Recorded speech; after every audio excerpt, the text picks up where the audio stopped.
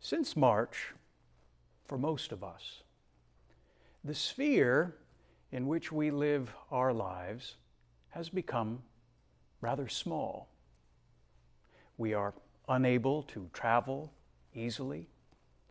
We are barred from going to the places where we are accustomed to socialize and relax.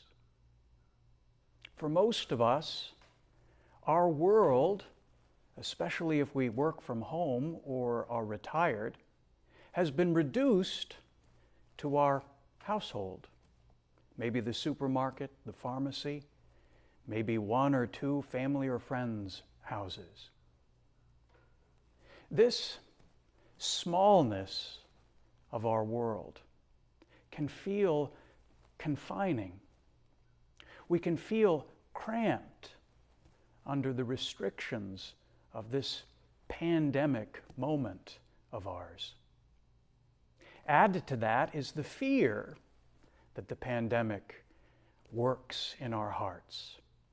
And that fear can make our feeling of being cramped be a feeling of being caged and trapped.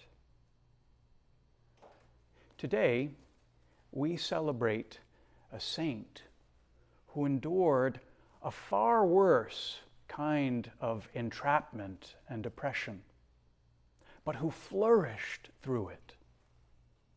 Today, we celebrate Pope St. John Paul II. Born Karol Wojtyła, the future pope discovered his vocation at perhaps the most turbulent moment in the 20th century. He discovered he was called to be a priest when his native Poland was occupied by the Nazi regime. And we know of the horrible oppression and cruelty of that Third Reich.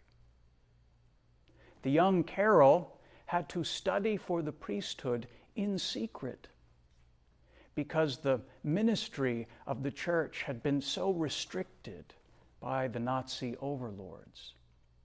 He risked his life to follow Christ and to pursue his call. After his ordination, it wasn't any easier. With the Nazis' defeat, the communists rolled in from the east and established again an oppressive government over the people of Poland. The very talented Karol Wojtyła was soon raised to serve as Archbishop of Krakow, and he had to contend once more with oppressive, cramping, suffocating restrictions that the communists placed on the church. But this was not a suffocating challenge for the future John Paul. Why? Because he lived the words we heard from St. Paul's letter to the Ephesians. John Paul II comprehended and lived the depth and the breadth and the length of the love of Christ for him.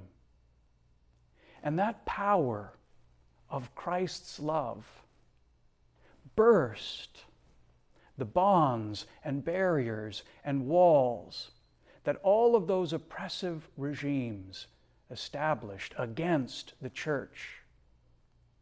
Those walls and barriers and restrictions could not contain or snuff out the faith the church has in her Lord and her God. And John Paul II spent his life as a layman, a priest, a bishop, and finally a pope, proclaiming to the world the greatness, the expansiveness of God's love. He taught the world over and over again in his many formal writings and teachings that it's only in that great height and depth of Christ's love that humankind is truly free.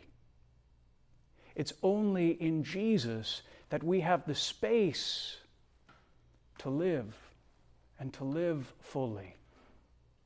And that message that John Paul II preached and lived so eloquently served, finally, to crush that communist regime that enslaved his people.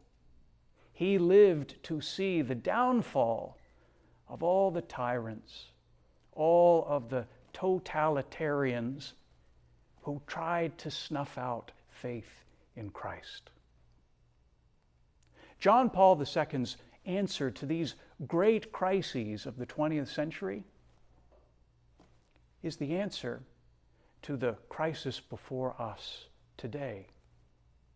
It's only in the breadth and depth of Christ's love that we can live fully in this restricted moment. When we live in that truth, the truth of our being loved by Christ, no restriction can suffocate us. We breathe free. May the intercession of Pope St. John Paul II help us in this moment and help the whole world understand the love with which it is loved by the Redeemer of the world.